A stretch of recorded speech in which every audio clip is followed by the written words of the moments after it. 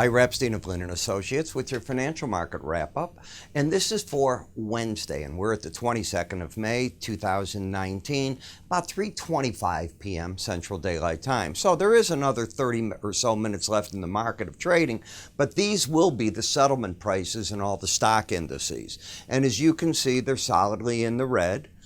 Metals, gold pretty close to unchanged, dollar a little stronger, and there's been a late day move back into bonds and notes as traders are concerned after seeing the FOMC minutes, and those minutes, remember, were before the U.S.-China trade talks completely broke down, as to where concerns were. The Fed at that point wasn't that overly concerned, from the way I interpreted the minutes, about global affairs of Brexit and China. Well, I think there's more to be concerned about now, as it doesn't seem to be on track for anything. And if you saw today, there was no deal made on infrastructure spending. The meeting with Ms. Pelosi, Chuck Schumer, and the president lasted 3 minutes as he basically threw him out of the White House. It's that simple. They came, and he let them come, and then he told them basically hit the road. And that's because she accused him before the meeting of a cover-up. I mean, if you're going to go into a meeting, it's not the smartest thing in the world to do, to insult the president right then and there as you're headed into that meeting room. But I think that was planned on everybody's part in some manner. All right, so where are we in all these markets? Well, we're in a corrective stage, as you can see on the weekly area chart of closes. We're down for the week 0.18%, minor, 5 points. So there's nothing here that's really going on. And I'm wondering, is this how the market's going to sort of hang in as we get into the Memorial Day holiday? Because a lot of traders come Friday won't even be here any longer, and they'll return on Tuesday for their trading. When you take a look at what's going on in volatility, you almost see it in price. Are we not just drifting sideways? You can almost draw a downtrend from here and uptrend the other way. And the question is the market, as it's narrowing in, going to break out one way or the other with any velocity at all?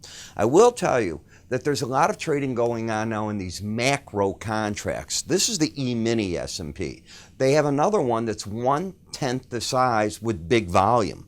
And the Chicago Mercantile Exchange is setting almost daily records on open interest. So a lot of people are coming into these financial products. We do trade them or handle the trading of them.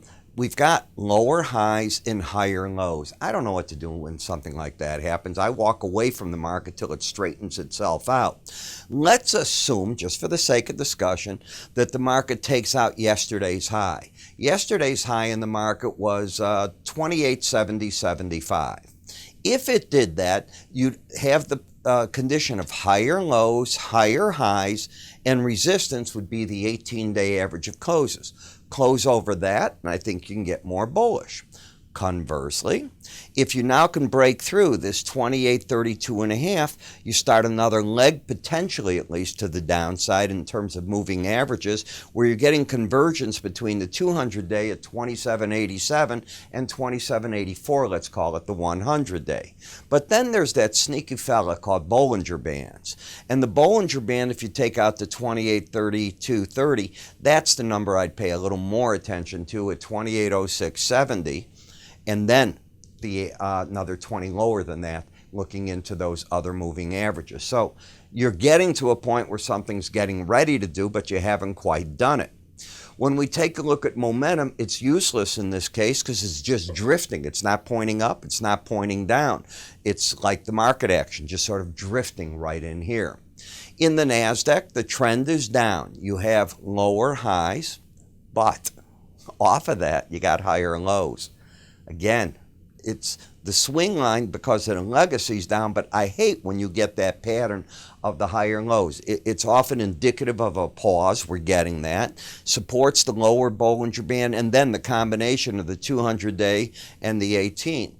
Let's assume that you're just like this and you finish out today like this, and you were to take out yesterday's high. Yesterday's high in the market was 74.85 Even if you do that, what happens was that 74.85 If you take that out, you're still well under the 18-day average. So while the swing line can turn up, you can't really set up an uptrend unless you got to close over that number. That's I'm not saying it can't happen, but I don't know what's going to move it there. In the Dow Jones, momentum is flattening out. You've had a pattern of higher lows, lower highs. Sound indicative of everything? The 18-day average is your resistance on the top side. From where you're at now, the market is at 25,757. That's about 240 points higher, so it's not as close as it sounds. It's quite a ways up there. Flat momentum. Again, I see a flat market. In the Russell, you're back to challenging the 100-day average of closes that has been offering support for quite a while in the chart. But the pattern is like the other indices, lower highs but higher lows. So you need to take out these last lows to go anywhere, but getting short on that's hard because you're already oversold. All these markets are difficult. If you take out the highs of Tuesday, you're still faced with two resistance points, 1565 to 1568.75. It's just like everything just got quiet here. In the VIX, we're still headed lower. We've got lower highs, lower lows. That's a downtrend. Resistance, the combination of the 100-day and the 18-day average. You are oversold. I'll say it again. If this market got a reason to break hard and get to that lower Bollinger Band, I'd be surprised if we didn't see the put writers come out saying it's got overextended and look for the market to return to the 18-day average or the 100, the closest of it. In the T-bond market, you're getting a small rally in the market, but remember, you had lost this embedded or overbought condition. Did we ever embed? And let's check this out. In order to embed, you have to have at least 3 days where both numbers are over 80. You had it there, you had it there, you have it there. So there's your 3. You now lose the embedded reading and you didn't get it back today. Often, that's all I can use the word, it's not always, it's often, these rallies back without hitting the 18-day average are fake and the market tries to get back to that 18-day average. That's the word often. Is there a trend in these markets? I guess we can take a look here. Lower highs, lower lows, but you're over the 18-day average. If I come back to the bonds, you've got a different pattern. Higher high, lower low. So in the 10-year, I've got the swing line down, a good bounce, but you lost the embedded reading, which often leads to price and the 18-day average coming together. TLT kept the embedded reading. It was able to not give that up. Now, if you take a look at yesterday's settlement, you see when you lost it there, it's the day after that you have to keep it. Lost. And it didn't do that. It went back to being embedded. So this market is still saying it might want to get back up to that Bollinger Band, and momentum is still very much alive to the bull side. In the dollar index, each time we challenge this upper Bollinger Band, we run into trouble. I have no reason to think it's going to be any different right now. So I'm looking for the pros to be stepping out of an uptrend that's overbought and into the Bollinger Band. Conversely, in the eurocurrency, we're down to the lower Bollinger Band in an oversold market in a downtrend. I think the pros are taking some money off the table. You know, this all could be right in front of the Memorial Day holiday where traders are just closing up books and saying, the heck with it, I'll take a look another day. In the British pound, it's ugly. I mean, whatever Miss May comes up with, I'm talking Prime Minister May, nothing seems to fly. I think her days are very, very limited, and I don't think she's going to get her program through. I think that nothing she's trying to propose is going to get done. The way the current program is, you vote for the Brexit, and then you can go back once you've struck a deal on the Brexit, and if you want to hold another referendum, well, then they can hold the referendum to not go through with that deal. I don't think any of the politicians, the majority, are going to go for that at all. In the Japanese yen, if you'll notice, when you lose an embedded reading, you often go back to that 18-day average. Now, the first number that I always look at is one of the key numbers, and that was the 100-day in this case. Then when the market started going down and further momentum to it, you're looking for that 18-day average. That's what you've done, and that's about all that you're doing. You're hanging there. What is the trend of this market?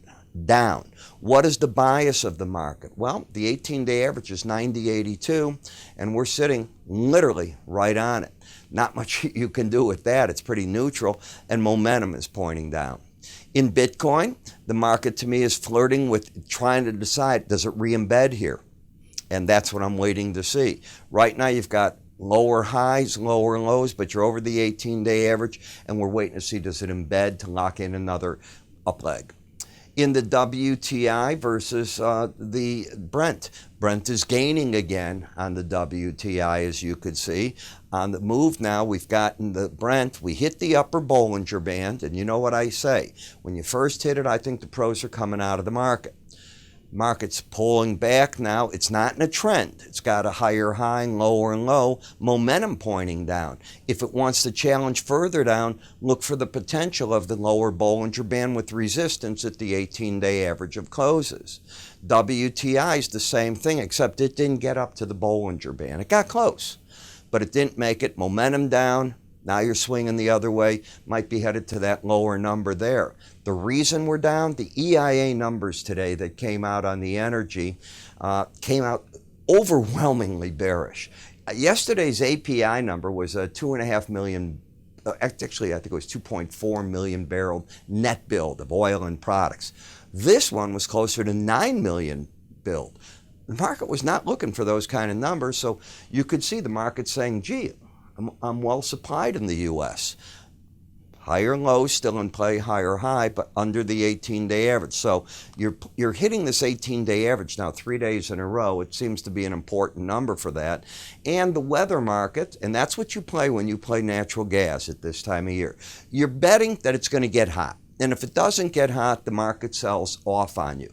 Then you get a 10-day forecast. Gee, it's going to heat up on the East Coast and all. We're going to be using more of a draw. Well, you're not getting that, so you're getting the back and forth. But I'll stick with what I teach.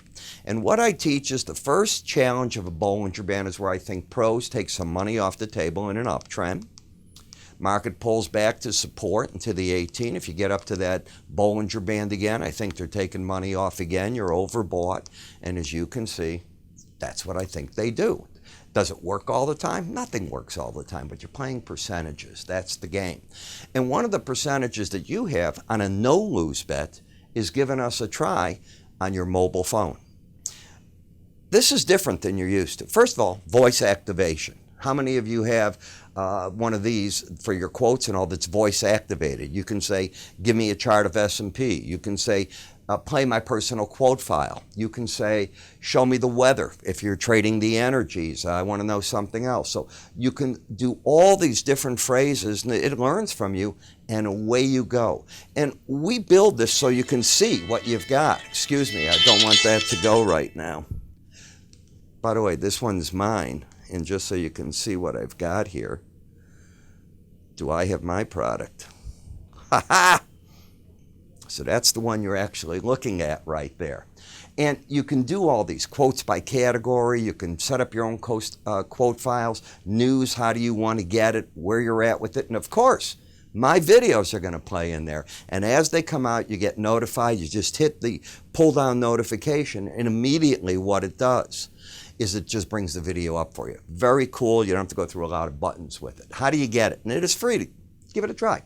866-973-2077. Go to our website, sign up for our free offer. You can do that right through here. You'll need a user ID and password, so we have to create that for you. Once we do, we send you an email with it. You're downloading it from your Apple or Android store, and away you go. And it is free. I'm Ira Epstein. Have a great day.